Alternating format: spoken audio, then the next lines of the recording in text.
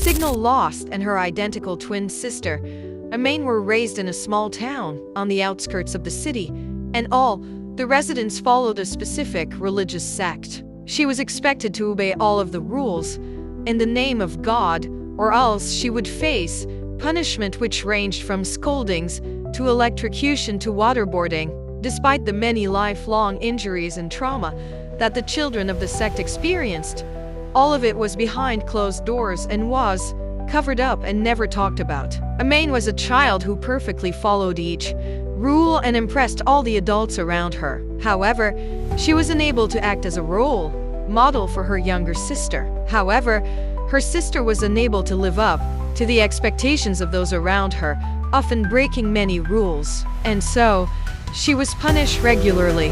As the sect began to grow in influence, from missionaries attempting to promote the new religion, Amain was scouted as an actress to make promotional material, playing the role of a magical girl.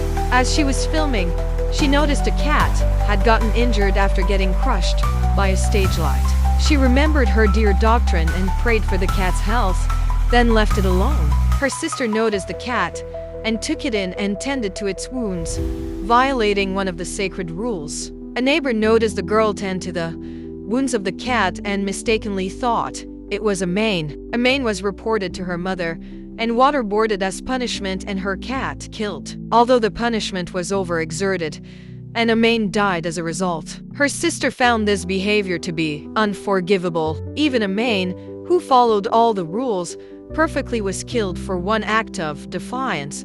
Then what about the filthy sinners who spout these rules simply to control the children while ignoring said rules themselves? Wanting to avenge her sister, she grabbed a pole that had broken off her shower rack and struck her mother from behind, beating her to death. She understood well that she would be killed for this behavior. She'd acted out over and over, and this was the time the adults would finally decide she was completely hopeless. In order to survive, she would have to become someone else, someone who everyone admired, someone who was able to live by the rules.